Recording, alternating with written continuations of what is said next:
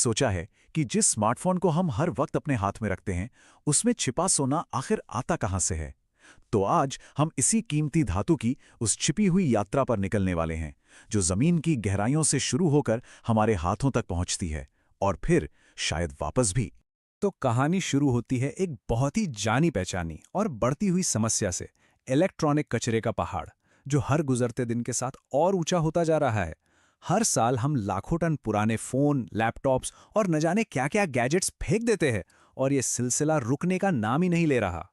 देखिए, ये जो डिजिटल कबाड़ खाना है ना, ये सिर्फ बेकार प्लास्टिक और टूटे तारों का ढेर नहीं है। असल में ये लेड, मर्क्यूरी जैसे कई जहरीले केमिकल्स का एक कॉकटेल है, जो हमारे पर्यावरण और हमारी सेहत दोनों के लिए एक बहुत बड़ा खतरा बन सकता है। पर यहीं एक बहुत दिलचस्प सवाल उठता है, क्या हो अगर इस कचरे के ढेर में कोई छिपा हुआ खजाना हो? और यही वो सवाल है जो आज की हमारी इस पड़ताल के बिल्कुल केंद्र में है। हमारे इस ई कचरे के अंदर छिपी हुई असली कीमत क्या है? लेकिन भविष्य में झांकने से पहले जरा अतीत को समझना जरूरी है। तो पारंपरिक तरीके से सोना कैसे निकाला जाता है और उसकी असली कीमत क्या चुकानी पड़ती है? पारंपरिक सोने का खनन मतलब जमीन पर एक ऐसा जख्म छोड़ जाना जो शायद कभी भरे ही नहीं। हम बात कर रहे हैं जमीनों के बंजर होने की, पानी के जहरीला होने की और हवा में घुलते जहर की। खनन से होने वाले सबसे बड़े खतरों में से एक है एसिड रॉक ड्रेनेज। अच्छा, इसे ऐसे समझिए जैसे कोई बहुत बड़ी जहरीली चाय की पत्ती हो। जब पानी कुछ खास तरह की चट्टानों से गुजरता है तो वो तेजाबी हो जाता है और खतरनाक धातुओं को अपने साथ घोल लेता है। और ये जहरीला घोल जब नदियों और जमीन के पानी में मिलता है तो पूरे के पूरे इकोसिस्टम को तबाह कर सकता है। तो ठीक है, हमने जमीन से कच्चा पत्थर तो निकाल लिया। अब चलिए खान की धूल भरी दुनिया से निकलकर कारखाने की दहकती भट्टियों की तरफ चलते हैं और देखते हैं कि ये बेजान पत्थर कैसे शुद्ध और चमकदार सोने में बदल जाता है। अब देखिए, सोने को शुद्ध करने के ना दो मेन स्टेप्स हैं और दोनों एक दूसरे से बिल्कुल अलग हैं। पहला है स्मेल्टिंग यानी प्रगलन, जिसमें जबरदस्त गर्मी और ताकत का इस्तेमाल होता है, और दूसरा है रिफाइनिंग यानी शोधन, जिसमें बहुत ही ज्यादा सटीकता की जरूरत पड़ती है। स्मेल्टिंग मतलब बहुत ज्यादा तापमान पर होने वाला पहला कदम।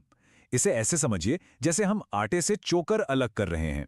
इस प्रोसेस के बाद हमें सोना तो मिल जाता है, लेकिन वो अभी भी दूसरी अशुद्धियों के साथ मिला होता है। और यहीं पर असली फर्क साफ साफ दिखाई देता है।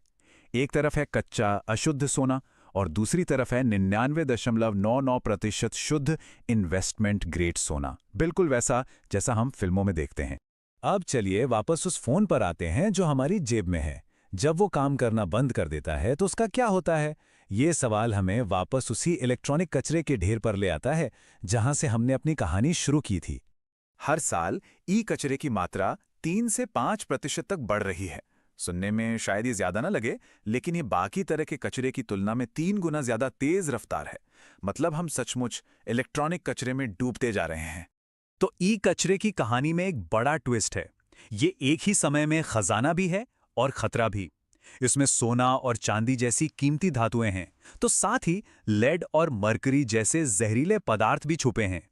तो सवाल ये है कि हम इस दो धारी तलवार से कैसे निपटें? यहीं से एक ऐसा क्रांतिकारी आइडिया सामने आता है जो कचरे को देखने का हमारा नजरिया ही बदल सकता है। इसे कहते हैं अर्बन माइन या शहरी खान। इसका आइडिया बहुत सिंपल है। जमीन में नई खदानें खोदने के बजाय हम उन लाखों करोड़ों इलेक्ट्रॉनिक डिवाइसेस को माइन कर सकते हैं जिन्हें हम बना चुके हैं और जो अब हमारे शहरों में कबाड़ की तरह पड़े हैं। अब 0.2% सुनने में तो बहुत छोटा लगता है ना, लेकिन इसे इस तरह सोचकर देखिए। 1 टन ई कचरे में 1 टन सोने के अयस्क की तुलना में 100 गुना तक ज्यादा सोना हो सकता है। अचानक वो कचरे का ढेर बहुत ज्यादा कीमती लगने लगता है कि नहीं? और इसके फायदे सिर्फ सोना निकालने तक ही नहीं है। शहरी खनन का मतलब है कम एनर्जी का इस्तेमाल, कम पोल्यूशन और हमारे प्राकृतिक संसाधनों का बचाव। ये हमारी धरती के लिए एक जीत है और हमारी इकोनॉमी के लिए भी, क्योंकि ये रिसाइकलिंग इंडस्ट्री में नई नौकरियां भी पैदा करता है। और असली मंजिल है एक चक्रीय अर्थव्यवस्था बनाना। इसे हमारे प्रोडक्ट्स के लिए एक विशाल नेचर रिजर्व की तरह सोचिए, जहां कुछ भी बर्बाद नहीं होता। पुराने फोन को नए फोन में बदल दिया जाता है। ये एक ऐसा चक्र है जो कचरे को कम करता है और हमारे संसाधनों का पूरा पूरा इस्तेमाल करता है।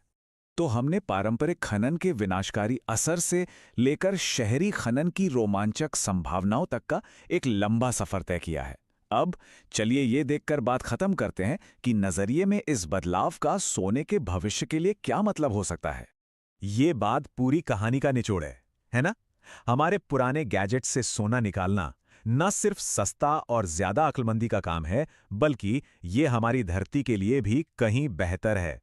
तो अगली बार जब कोई अपना पुराना फोन बदलने के बारे में सोचे, तो एक पल के लिए रुकना जरूरी है। वो हाथ में सिर्फ एक इलेक्ट्रॉनिक डिवाइस नहीं, बल्कि एक छोटी सी सोने की खान है। और यही आखिरी ख्याल हमें उन चीजों की कीमत पर दोबारा सोचने के लिए मजबूर करता है जिन्हें हम इतनी आसानी से फेंक देते हैं।